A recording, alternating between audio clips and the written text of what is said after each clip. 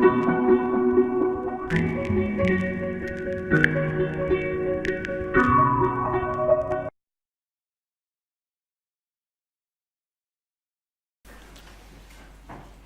večer.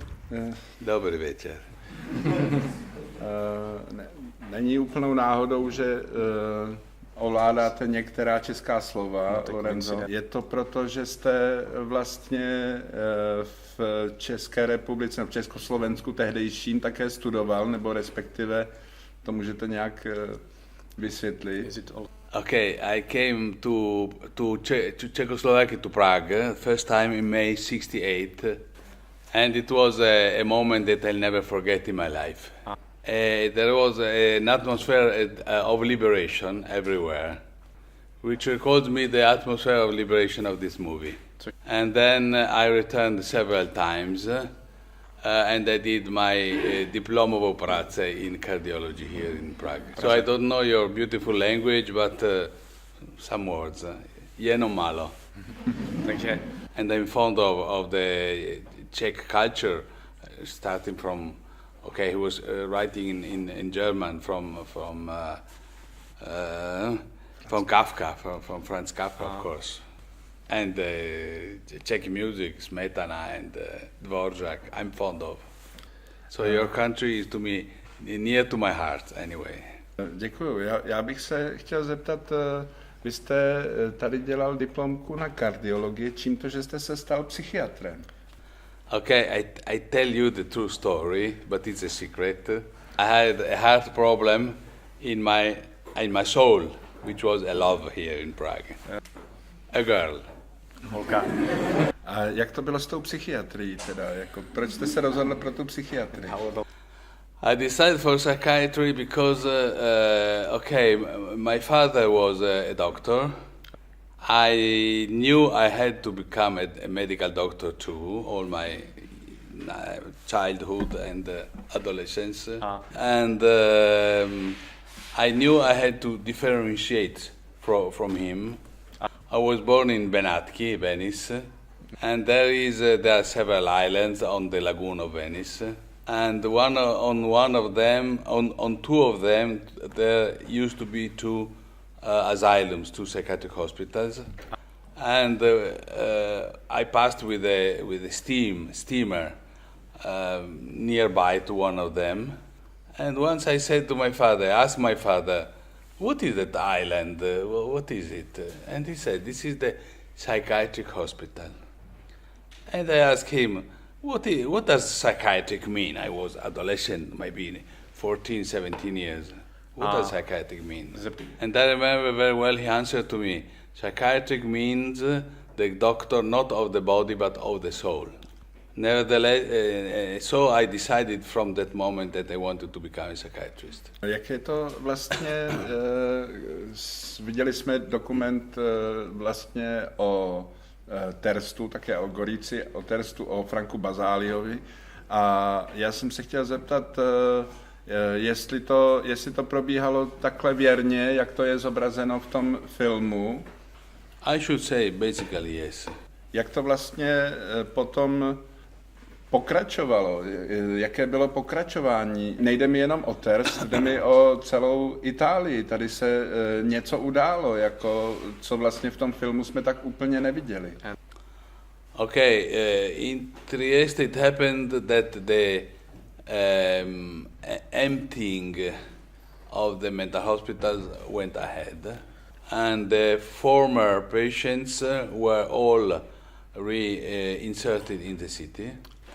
I saw many decades later some of them who were like those described. They were practically normal people. And then there have been opened 7 mental health centers, all 24 hours open, and all the personnel, staff, medical and nursing staff went, one person after the other went working outside in these 7 mental health centers. And in many flats where patients were living, and the nursing staff was caring of them. In Italy, the thing was similar and different in the same time. It depended by the situation, by the political situation, by the presence of psychiatrists like us, and so on and so forth. Okay, Gorizia started in 61 and Trieste started in 71. And some former collaborators of Basaglii and Gorizia went to work in Arezzo, Ferrara, and other relatively smaller cities in Italy, started doing the same in different centers. And this happened in the 70s. In the 80s, many of these directors and psychiatrists went to work in larger cities, Torino, Genova, and Roma, the capital. You can imagine to make these things in larger cities is more difficult. And to conquer the capital is very important. Basaglii became director of the mental hospital of Santa Maria della Pietà in Roma the 1st January 1980. The 29th of August 1980 of the same year, Basaglii died. But meanwhile, he had already done so many things that his followers were able to close in a few years the mental hospital of Rome and to settle down several outdoor services substituting the centralized mental hospital in Roma. Sure. Meanwhile, in the year 1978, 2 years before, the Italian Parliament had promulgated the reform law for psychiatry, in which it was foreseen and stated that all mental hospitals in Italy should be closed. So it happened top down from the Parliament and bottom up from the basis which was transforming gradually and gradually. But all the hospitals were closed in the year 99, 2000, like this. It took 20 years in order to reach this achievement in all the country. You can imagine how many resistances there was in all the country, from psychiatrists, first of all, public opinion, magistracy, because the common sense said that psychiatric patients are dangerous people. So they should have remained closed, and if they would have done something, they would not respond for what they have done, but the psychiatrists should have responded for this. So there were many prosecutions against, let's say, democratic psychiatrists and many trials. But almost always, not always, almost always, psychiatrists have been absolved, and it has been clarified that it is a false problem that of the dangerousness of psychiatric patients. Because in Italy there are very many dangerous people, for instance, mafia people, that are not crazy people. But I think dangerous people are everywhere who are not crazy. And about this we could discuss very long. Today the situation in Italy is that the mental hospitals don't exist. Instead of them, there are 320 psychiatric services in the hospital for acute patients. In these services must be, says the law, not more than 15 beds in each one, in order to avoid the concentration. Concentration means concentration camps immediately, of course. So 15 beds times 320, how much does it? I think about 7,000.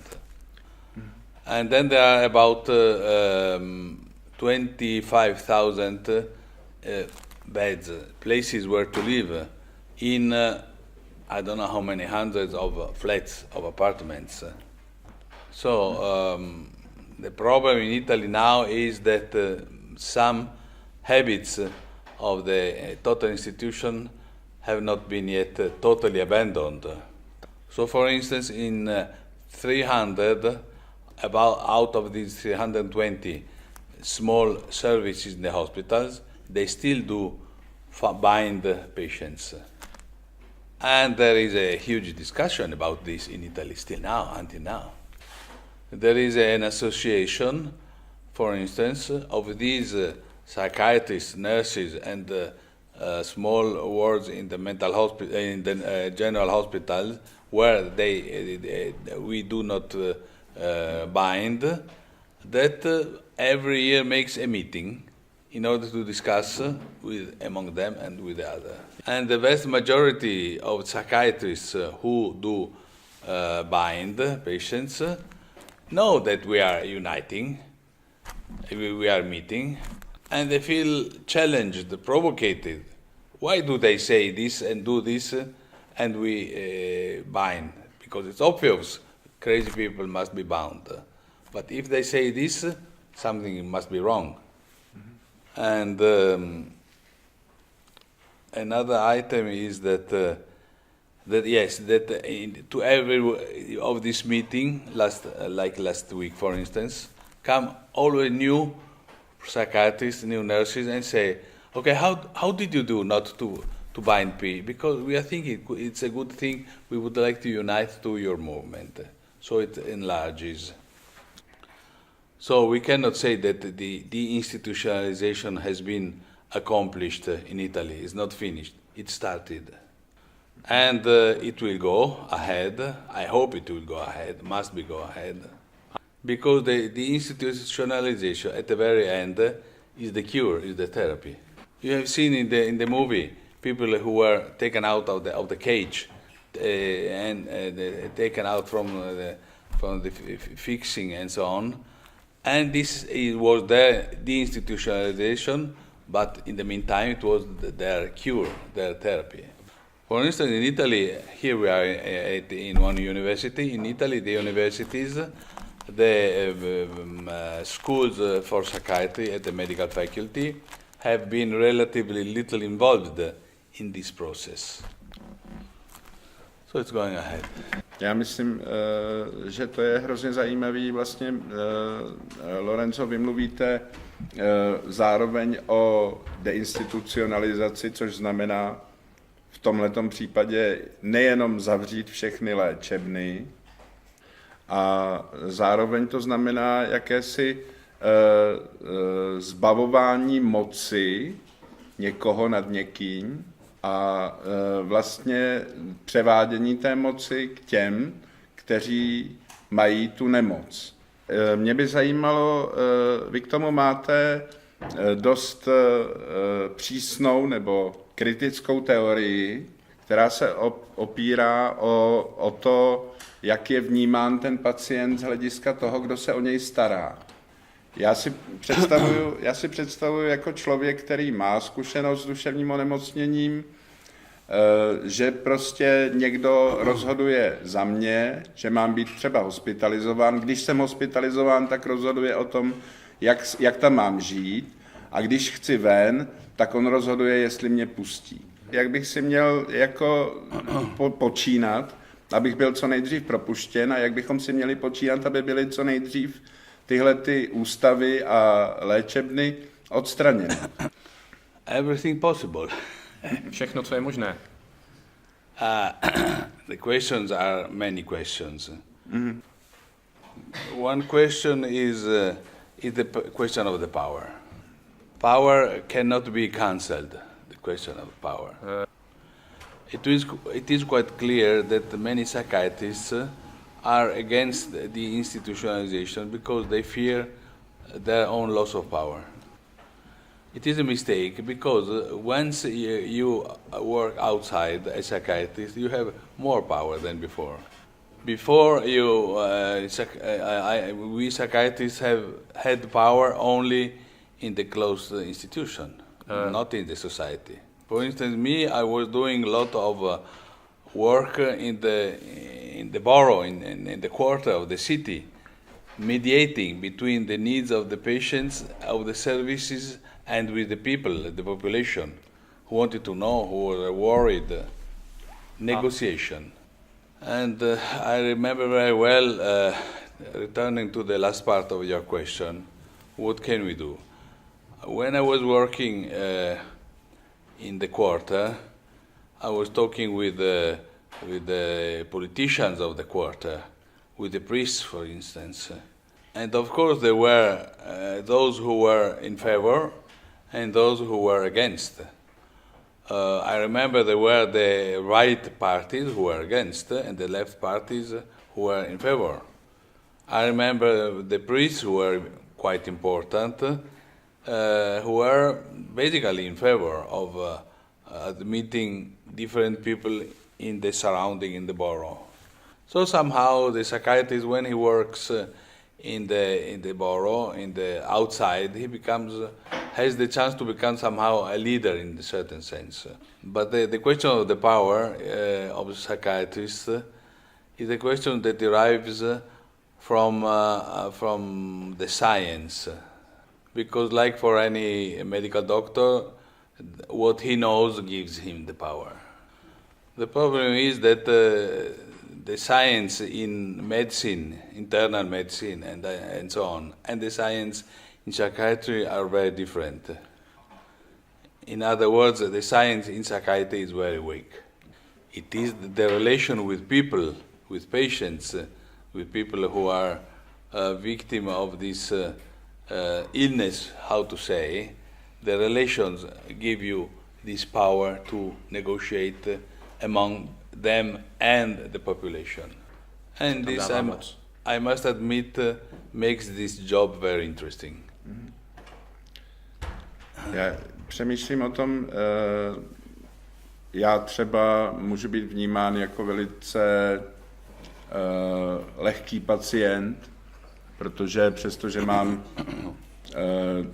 nějakou diagnózu docela ostrou, mám paranoidní schizofrenii, tak se z toho docela dobře zotavuju. Ale jak je to s těmi těžkými případy, s těmi pacienty, kteří jsou v těch léčebnách roky? The difficult patients are those ones who give to you much more satisfaction.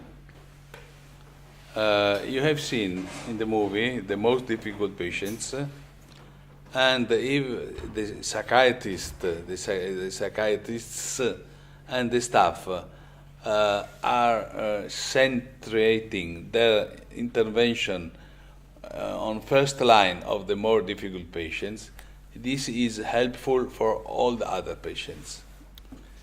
Instead, if the efforts of the staff, medical staff and so on, is directed on first line to the lighter patients, this is a big mistake.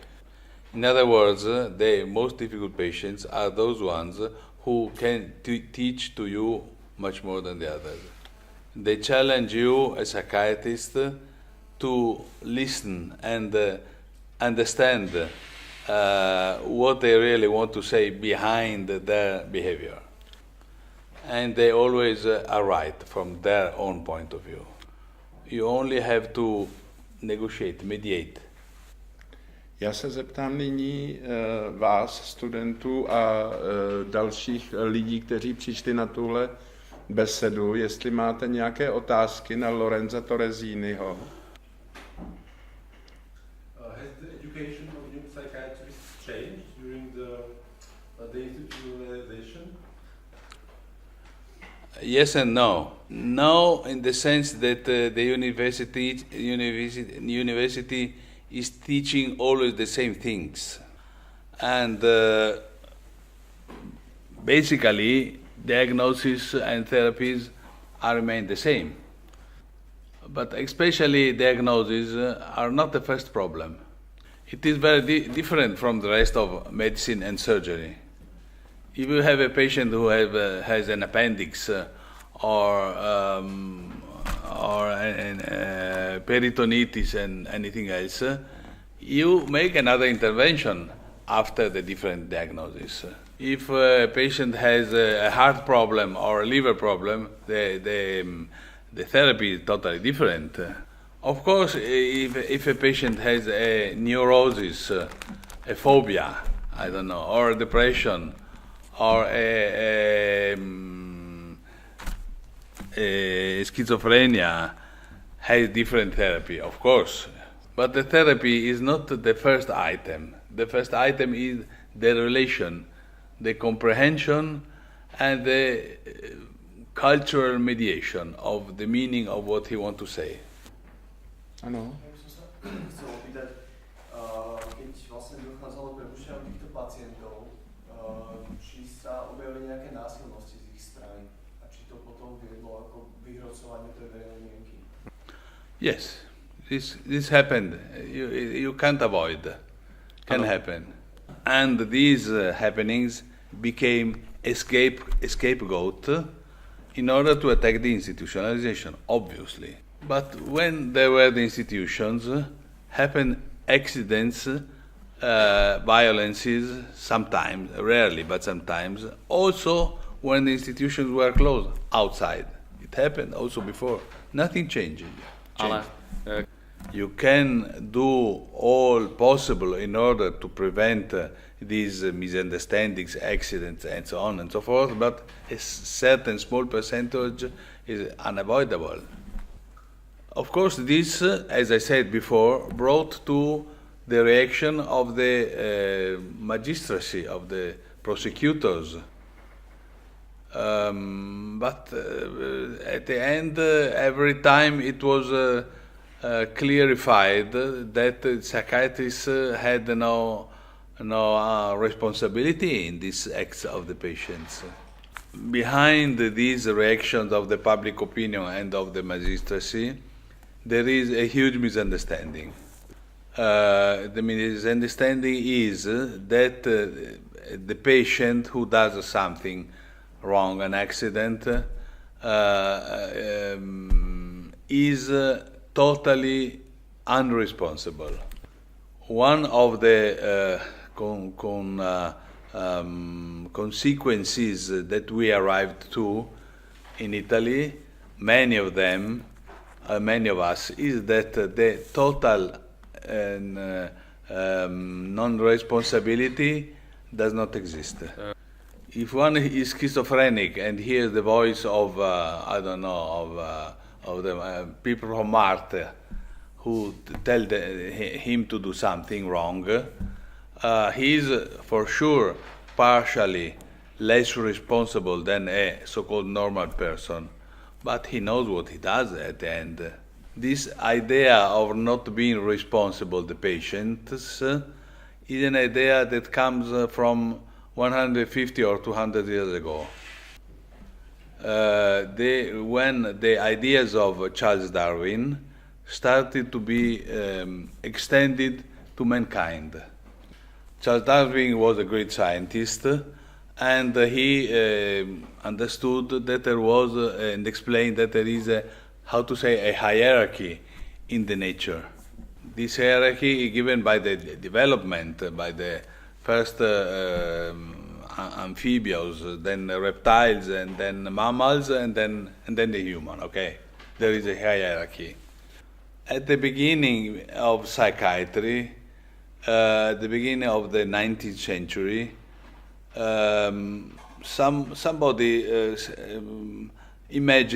stated that also inside of mankind there is hierarchy. This is the racism, for instance, but black people, white people, Jewish. But this began with the question with psychiatric patients, so-called psychiatric patients. It was stated that the fullness depends by the regression inside of the brain from the top, well-developed of the brain, to the inner, where the crocodile is hiding inside of us. In each of us is hiding a crocodile. Okay, you are medical students, medical doctors, and so on, so I can clarify better. Cesare Lombroso, who was a psychiatrist of the half of the 19th century, did a hypothesis that after became a certainness that the fullness, craziness, schizophrenia, and so on, depends by a regression from the new pallium to the paleopallium. Paleopallium was the brain of the reptilians. if the pallium prevails, you have craziness. So one is a reptile, crocodile. This was the hypothesis of the time, which has not yet totally died. So this concept of the hierarchy in mankind brought, for instance, to the concentration camps and to the extermination of different people by Nazis. This was a consequence. Is it clear what I'm saying, or? I wanted to ask you, how is the process of the treatment of children with mental disabilities, and how are they being institutionalized? This is a difficult problem. Treatment of children is a difficult problem. Also, with children, there is a temptation of considering children mainly an organic question, then a question of being children. Then the question of how the relationship with the families, with the parents. The question then is the question of how or if to institutionalize children or not. I think Italy has not done very much in this sense, but I think it's better so than having done too much in order to control medically and physically and institutionally children.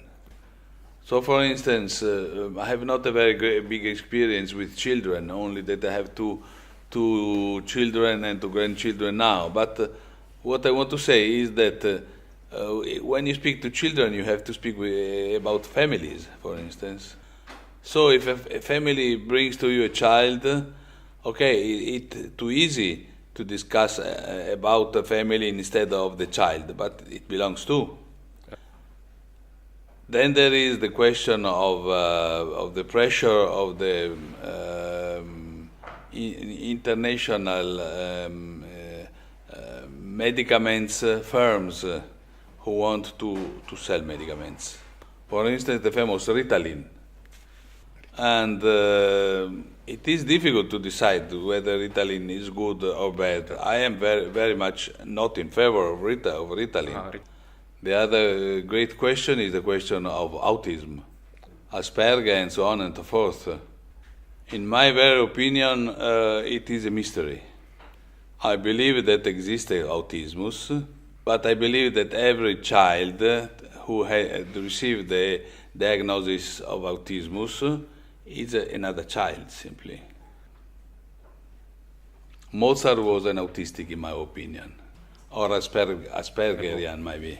He describes Papageno in the Magic Flute with a cage and a bird on his back. But in German, to have a bird means to have a bird in his head, so it means to be crazy. So Mozart and the guy who wrote the booklet, in my opinion, described Mozart himself, who was proud of being crazy. And very often autistic children have some genial traits of their mind. The difficult thing is to understand them. So it's a very complex item. Prosím, další otázku. Another question? So when there is a case that like a person with mental disability feels the attack of the illness, like acute attack, you know what I mean, like psychosis or something, where do they go? Because I've heard that like in some countries they are then in the internal departments, and actually the staff really doesn't know like how to deal with the problem. Okay, I'm a bit deaf, therefore I didn't hear you very well. Anyway, I hope I have understood. If I properly understood you, you were asking what happens with the acute patients practically in Italy. I told you already that there are 320 small wards with highestly 15 beds each one for acute patients in all Italy, at the general hospitals. This is the general rule, that acute patients first arrive there, especially if they are new patients. But it's not impossible that if one patient is an already known patient and he has a crisis, and for instance, if he is admitted in a house for patients larger with 10 beds, I don't know, 7, he can do his crisis where he's living. Also at home, why not? In other words, it must be clear that the hospital is not the only solution. I was just asking, it's related with what you were talking before. Yes. If there's a regulation of time with the acute patients, Uh-huh. if they, for example, have to stay there like, let's say, 14 days, like 2 weeks, and then you decide as a psychiatrist that they're stable, or if it's like, if there's like a regulation of that time period. Okay, thank you very much. No, it's not strict. It depends. If in one city you have only 15 beds, it's obvious that patients should stay in the hospital as less as possible. But it depends also by the organization. For instance, in Trieste and in all the region of Trieste, Friuli, Venezia Giulia, in the hospital ward, many patients stay only a few hours. Why? Because there are mental health centers in the city, open all day, all week, Christmas, Easter, Sylvester, and so on and so forth, where with beds, where patients stay with staff like if it was a very little hospital, which is not a hospital, it's a center, but they are admitted. So if one patient, new patients, arrive to the acute ward in the hospital, the doctor of the acute ward calls the center. Where do you live? Okay, you go to that center. Please, the new patient, come as soon as possible to pick him up. And he goes. It's not so simple, because if he's a patient crisis, the staff from the mental health center has to go there and start discussing with him. What have you done? What's happened? Do you want to hang up to kill yourself? No, let's go and talk further there. It will be better than in the hospital, and so on and so forth. But there are exceptions to this rule. Sometimes some patients have remained 1 month, 2 months, I don't know, it depends. Mě by zajímalo, když máme takový příklad nějaké té nemocnice, kolik tam těch lůžek bývá zpravidla obsazeno? It depends, of course. In Trieste there are 6 beds, and I think in the morning most of the time they are all occupied. But if you go in the afternoon, they generally are almost all empty. In Merano, where I used to work until 4 years ago, in the ward of the hospital, there were not 15 beds, but there were 9. And there were not mental health centers open 24 hours, but there were mental health centers with nearby a community for patients. And in these communities, there always were 1 or 2 or 3 beds free for patients who could be acutely admitted. So in the hospital ward, it was rare that all 9 beds were occupied. Sometimes there were more than 9 extra beds for 1, 2, 3 days like this. But these 9 beds were for a population of 125,000 inhabitants. I have a question about suicide rates. Have the suicide rates changed? Were they affected by the institutionalization? Okay, yes, it has changed slightly. It has reduced. But I'm not very sure that the reducement of a suicidal rate depended by the institutionalization. In my opinion, suicide is not an illness. And in my opinion, suicide is rarely a consequence of an illness. Suicide can be, for instance, more a consequence of an economic crisis, or is very much depending by the cultural attitude of the population. So, for instance, in Italy, there are three different Italies: Southern Italy, Central Italy, and Northern Italy. Because in Southern Italy, there is a much lower suicide rate in Northern Italy, and especially than in Northeastern Italy. And in my opinion, it depends very much by the quality of the communication and by the existence of the family. One of the, I say obvious things, one of the causes of suicide is loneliness, for instance.